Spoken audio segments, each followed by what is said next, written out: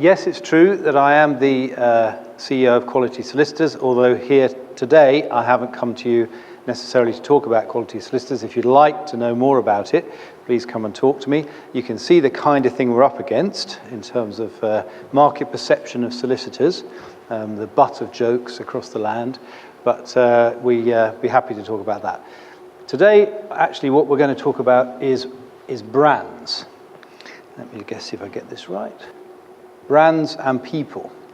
So we're just going to talk about brands, and what I'd like you to do during the course of the next half an hour, please, is think about your own organization and your own brand and see whether some of the things we discuss are relevant to you and whether it kind of gets a few thoughts going. So I think a good place to start is to ask ourselves the question, what really are brands? So I'm going to start by asking you all to raise your hand.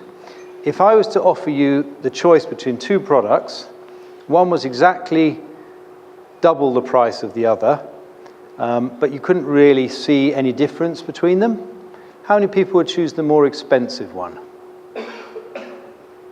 That looks like no one. Now, would you have a think now, you or your family or your children or somebody that you kind of close to, do they have a product by Apple? Could you raise your hand? Every single person in the room. Now, the interesting thing about that actually is that if you really get down to it, Apple products, do we really understand the technology, and are they really that different from the competition, Samsung, etc., etc.? And yet, this extraordinary kind of grip that Apple has on everybody. And I think that grip is fundamentally caused by brand. It's the Apple brand that probably is telling us something. So let's just look at some brands. Here are some. And every single one of those brands is going to say something to you. And that'd be my first point today, which is brands, actually, what they say and what they do is all down to each one of you. It's not what they say they do. They work very, very hard to tell us what we want, what they want us to think about them. But in reality, what happens is that that it's down to us and what we think about them. So if you look at that list, I'm sure that everybody in this room's had some kind of experience with the National Health Service, and probably as a result, you've come kind of perception, image, impression that's been left on you, and it might be good and it might be bad, or maybe it's changed over the years, or you become disappointed, or now you're delighted. And something like David Beckham, he's a brand, definitely. And also he's had his ups and downs. He got sent off for kicking someone and he was caught out misbehaving. But because he's a strong brand, he managed to put that back on the map because what he does very well. I'll leave you to think about these other ones as well. Some of these a bit nearer to home in terms of kind of what they mean. So one way of thinking about this is to think of it a bit like this, that we're all a little bit like a brand ourselves. So let's start off with the person underneath. That's kind of what we are. What we are is the person underneath, where we come from, how tall we are, the color of our hair, etc., etc. Well, actually, the color of our hair we can change.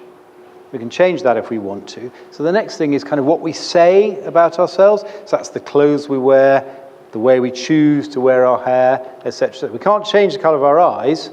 Well, I suppose we could if we put in those little lenses, but typically people don't do that. But what people do is very much choose the way that they want to present themselves to the world and what they say about themselves. And that also means that if you're a doctor or if you work on a building site, it automatically says something different about you. And if we swapped the clothes of those two people, I think that we wouldn't be able to work out which is which. So what we say about ourselves is very, very important. And then there's what we think. That's kind of the bit we can't see. What do we really think inside?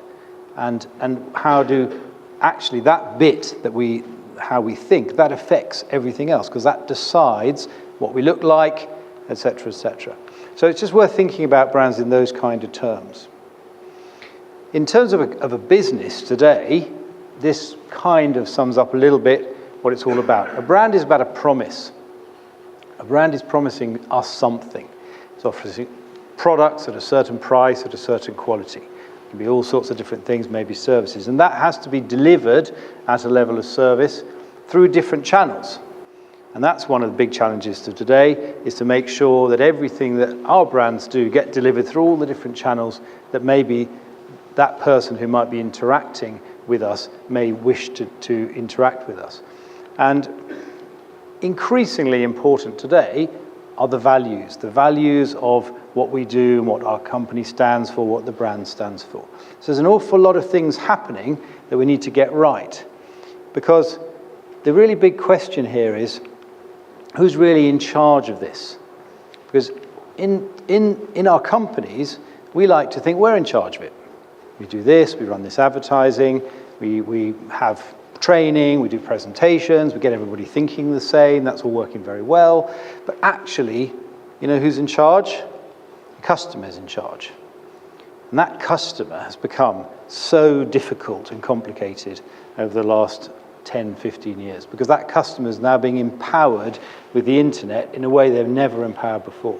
So it doesn't matter whether you're an estate agent, whether you're a doctor, whether you're a lawyer, whether you're a travel agent, that the customer who comes through the door now is a totally different beast from the one that came 15, 20 years ago. Think about travel agents, just pick on them as an example. They had a lot of power. I'm going to talk about the reservation and computer systems that travel agencies had, that big computer that you couldn't see. You couldn't see the screen. You would go in there and you say, well, hello, looking for a holiday. I was thinking you might go to Turkey. And before you know it, you're looking at magazines about North Africa, right? The person was in control. They would tell you the price. They would do everything for you. Now when you walk into a travel agency, you probably know which hotel you want to go to. You probably know which room you want, overlooking the pool on the 3rd floor, because you can get all that information. And imagine what it's like for doctors, for example. I mean, they must be so frustrated with everybody telling them what's wrong with them. So the customer is in charge, and we should never, ever forget that when we are working out how to make our brand successful. So as this is happening, what has been going on in the business world? Well, great answer. We are customer focused, of course. Everybody's customer focused today. And you know, really a very important question is, are we really customer focused? And perhaps that's a question to ask yourselves. How really customer focused are you? Because I bet you say that you're customer focused. I'm going to start off now. When I was at school, the thing I liked most was when I went into biology and the teacher said, today we're going to look at a film. So I thought, today we're going to look at 4 films. It breaks things up, don't listen to me so much. And the first one we're going to look at is from Virgin Atlantic. And this is just a great example of taking the customer experience idea to an extreme. I don't know, anybody here ever flown on Virgin Atlantic? Okay. Anyone just like to shout out, was it a good experience? Was it really a lot better than the experience you've had on other airlines? Good, that's great. That's exactly the experience, that's the answer Virgin would like to hear. The thing is that airlines actually, despite all the amazing engineering, technology, and everything else that goes into running an airline, they're very difficult to differentiate because people just look for the price. How much can I, 400 quid, get me to New York. And there's all sorts of amazing online solutions to make the customer once again in charge of all that. And what airlines would like you to do is to get into their website, get involved in their brand, find out about how great their flatbed is and everything else. But actually, most of us don't even do that. We just go for the cheapest price. So let's have a look at how Virgin go about differentiating themselves. They were born different.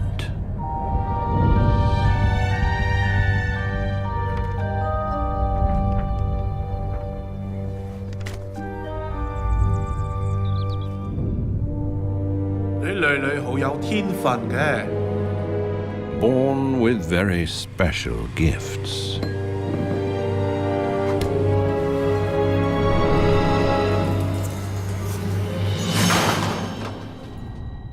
And extraordinary talents.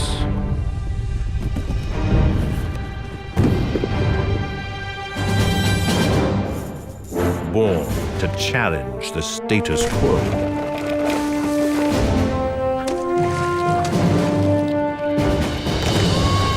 To evolve thinking. and change the lives of millions. Bedtime. 5 more minutes, Mama.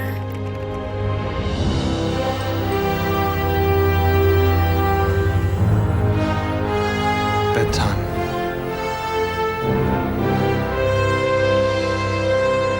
Destiny brought them together. Time to fly. Hello, Mr. Jacobs. Now they're flying to save us all. Saving us from the bland, the beige, and the common can't be bothered.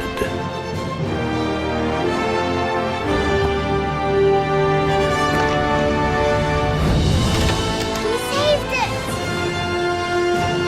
They are a welcome splash of red in a weary world of grey, flying in the face of ordinary. A welcome splash of red in a weary world of grey. My goodness, they're really setting the bar high for themselves.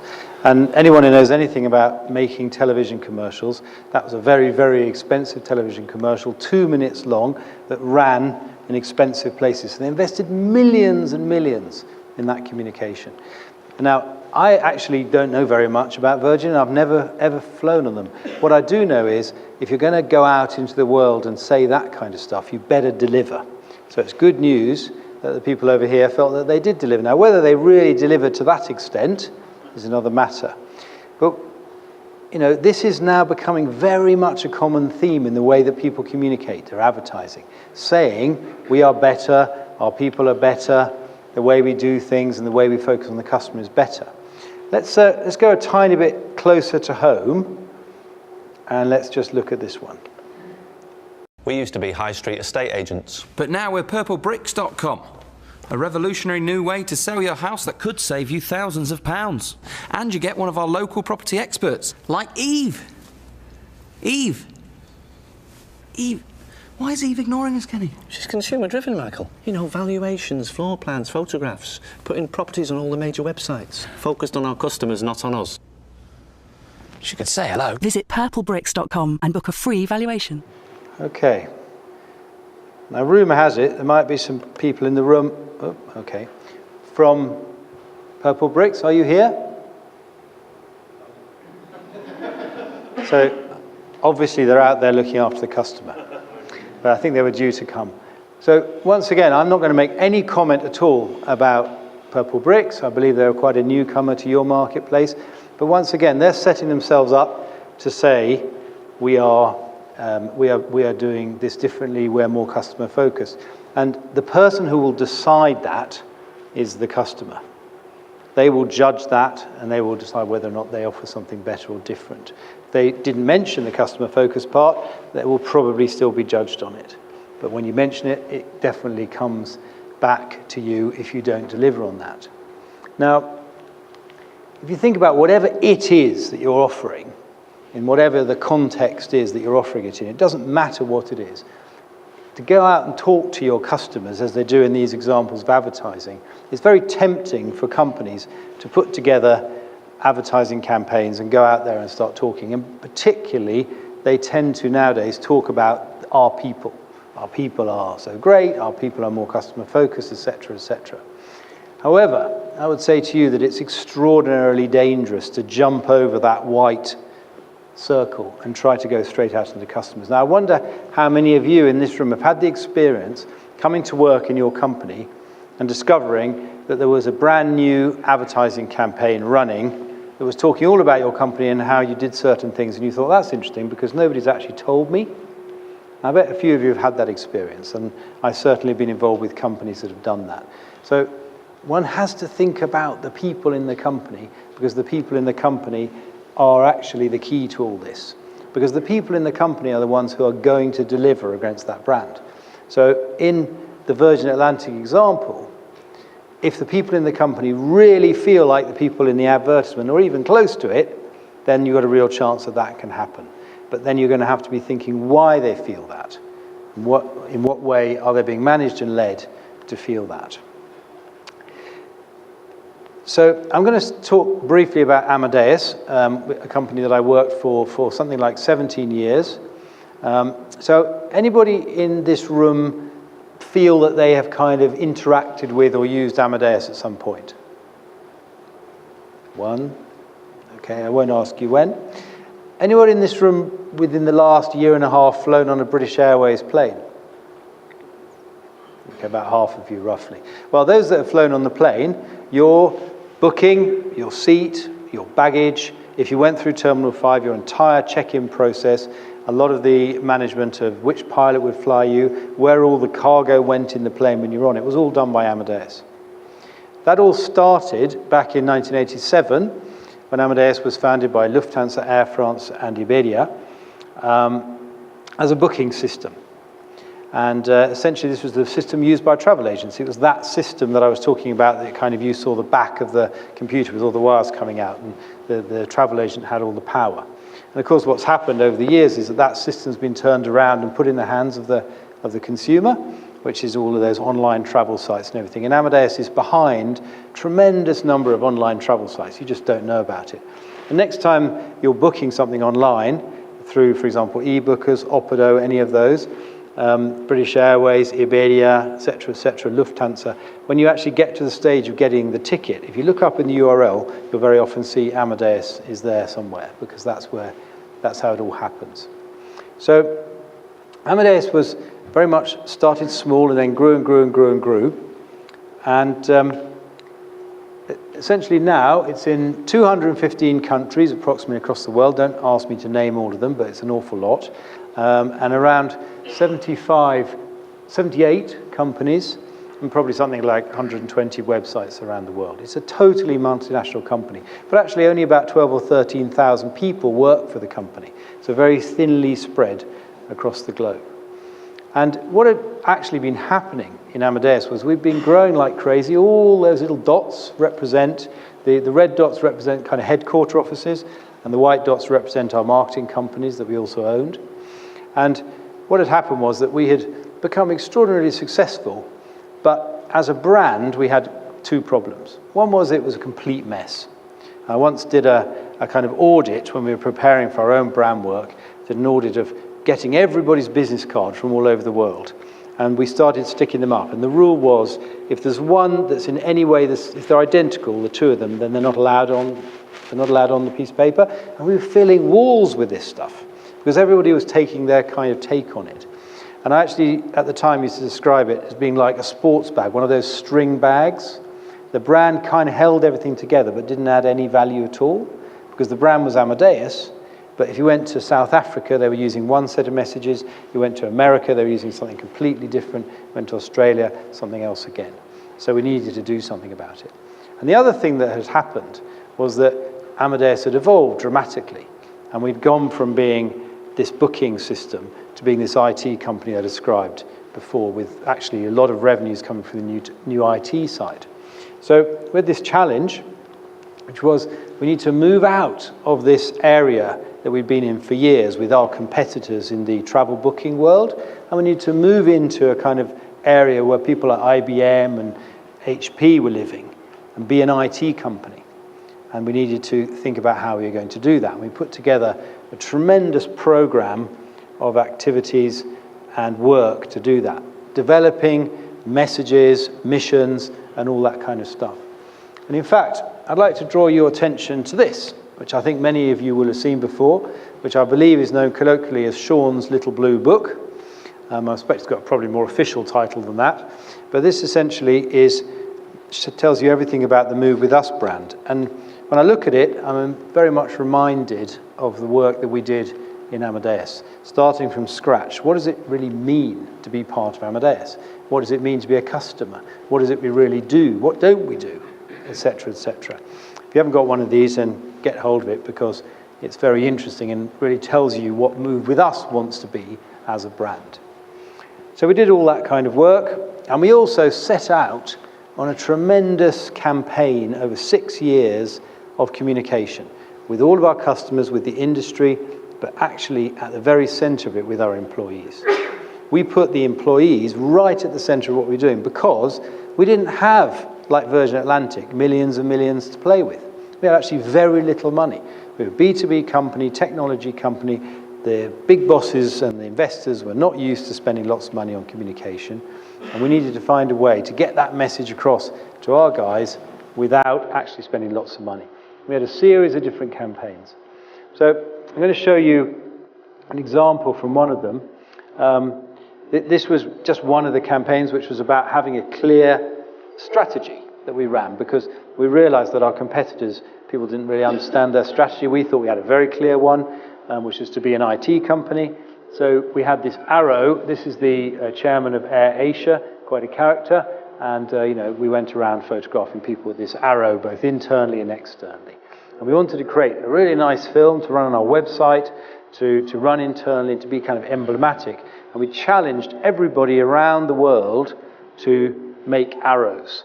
So let me show you the arrow that we made in our head offices in Nice one day.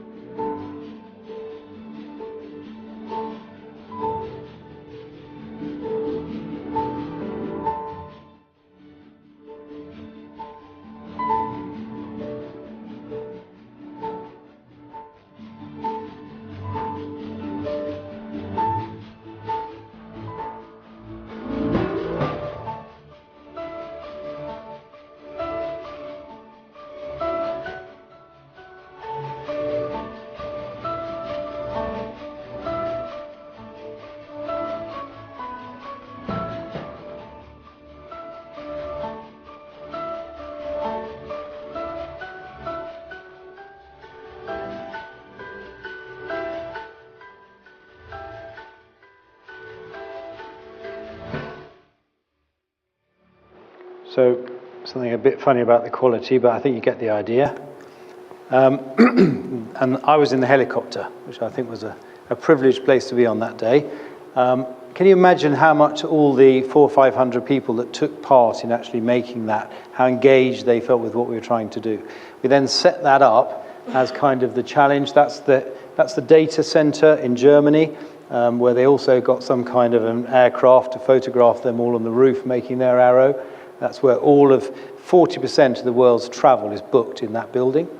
That was in Madrid, a similar kind of thing. And this actually took place all over the world and engaged people, and we had prizes, etc., about engagement. That was just one little campaign that we did as part of this overall brand story. So the reason I wanted to mention that is just the importance of the people aspect. Because if your people are saying the right things about you, when the people go down to the pub and they talk to people in the pub, and when the people's mum says, "What do you do and who do you work for?" You have that situation sometimes when people ask you, "What do you do?" How easily do you find it to talk about what you do, and how much do you find yourself being proud of and defending the company you work for and explaining what they do? And that's what this is all about. Now actually, the key to all of this comes down to leadership. Something which is kind of much talked about, leadership constantly talked about, but really it is about the way that the company is led. So it's not about the CEO or any of that stuff. That all is important, and everything needs to come from the top. And I wouldn't have been allowed to go and make a film with a helicopter hovering and making a terrible noise above our office all day, one summer day a few years ago, if I hadn't had bosses who were happy for me to do that and trusted me to do that. And I think that trust is a very, very important word here. In fact, when you think about what the leaders have to deal with, in order to do those things I said at the beginning, create that promise, they've got to have the right systems in place, the right processes, they've got to provide the right training, they've got to communicate, make sure everybody understands what's going on, and they've got to have an underlying philosophy of what they're trying to do. And the thing about that is that the first three, so starting from the top and going down, they're quite easy to measure. And as we all know, and as many of you are leaders and bosses of your companies, things that you measure make you a lot more comfortable. Okay, I've got this process, I've sent these 12 people on training, they filled in the questionnaire, I know that that's been done, tick a box. When you get down to the philosophy level, it gets a lot more complicated. How do you justify things? How do you decide to spend a bit more money on that based upon your philosophy? But let me reassure you that that can be probably the most important thing that you're going to be doing, is thinking, what is the philosophy of my company? What kind of place is this that we work in? How will I help my people to actually get to the idea of what I want to build here? And that's because also we should never forget the difference between customer satisfaction and true customer loyalty. Customer satisfaction is when we do our job properly. We say we're going to deliver it by 9 o'clock, and we do. We say we're going to pick the phone up within 3 rings, and we do. That will create satisfied customers. They'll say, that company do exactly what they say they're going to do. I recommend them, they're a good company. But to be a truly loyal customer, you go a little bit further. And where does that loyalty come from? It comes from people also going a little bit further. People who actually just engage with you in a slightly different way on the telephone. People who don't just pick up within 3 rings, but pick up immediately because they want to pick up immediately, because what they do they love, and because the place they work they really appreciate, and they know what's expected of them. And it's important to think about that. Training will get you the customer satisfaction. Training will never get you the customer loyalty on its own. And people tend to think, oh yes, I've been on leadership training, therefore I must be a leader, etc., etc. What I'm talking about is something which is really quite difficult to grasp, but is a feeling. And I'm sure that all of you know whether or not in your companies you have that feeling. Whether you have the feeling, this is really a special place. We do go that little bit further to please our customers. We really think about them. We really care about them. And maybe you don't quite feel that, and if you don't, then please do have a think about it. Because finding that feeling is actually the secret to going that little bit extra from being a satisfied type of company with satisfied customers to a company with loyal customers. But there's no shortcut. That's the problem. One other thing to think about is that difference between controlling people and trusting people. Now, to a certain extent, you work for a company, you've got to control people. You've got to control what they do, etc., etc. But also, so much can be achieved by trusting people, by letting people go, giving them that bit of space to make their own decisions, and they feel they know where they are, and at the same time, they also know that they can go a little bit further if they're left to do that. Now, I would say here, and I might just reference again this little book, which lays out clearly how we behave and move with us. It tells you how you answer the phone. It tells you how you write, whether you use capital letters or not. So it has some pretty tough rules in there. And that's very, very necessary. Brands need rules, just like countries need rules. No? We have the laws, and they're a bit different in the UK than they are in France. But they're very, very important, and they're part of what we do. So that when I talk about the philosophy and the feeling and everything, I'm not saying to you, oh, this is all kind of a big happy family and we all come to work and we sit around with our feet on the table and we do what we like. No, we need to know what kind of a business we are. We need to know what kind of service we're offering and what our standards are like. But within that, there is an awful lot of freedom and trust that you can give people that will allow people to express themselves and find their way of really living your brand. So I'm going to just share another little film with you. Quite a fan of this gentleman, if I can get this to work.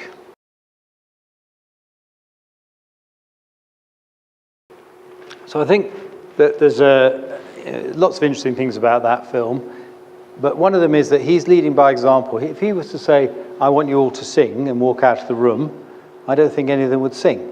He's there, prepared to make a fool of himself, prepared to show what he's talking about.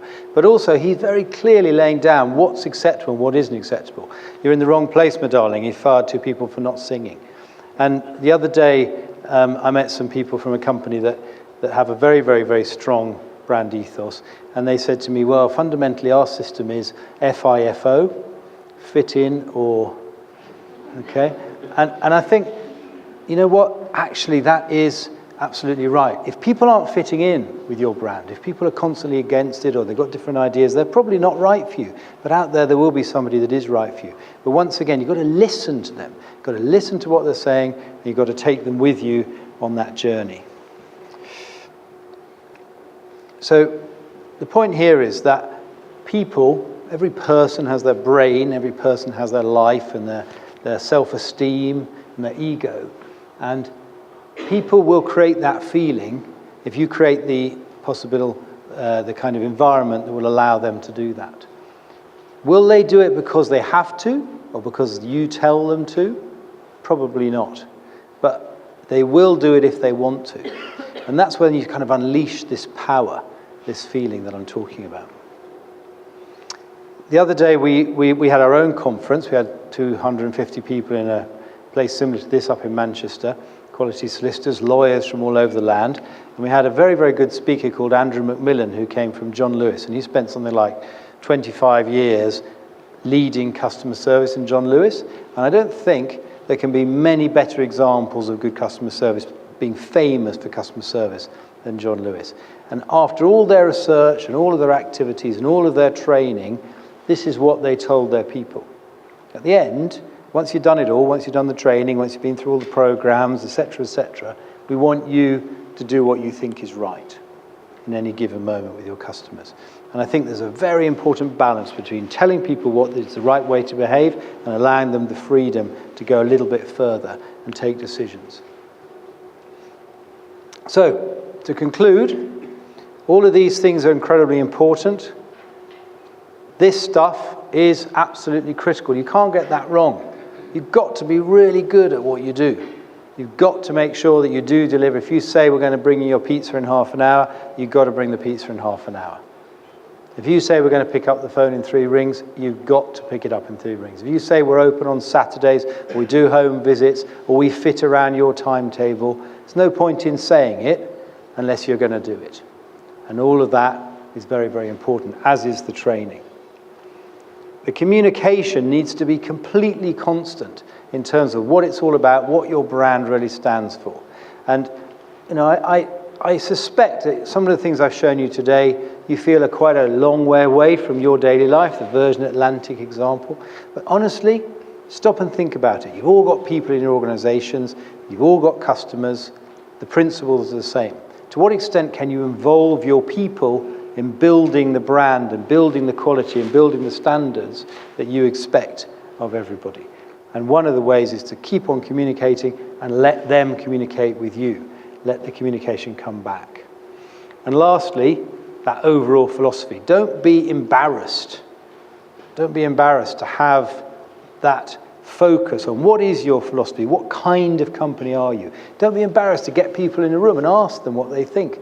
It's quite interesting, I find, talking to people, how often senior managers find all the woolly stuff, that's all a terrible waste of time and money.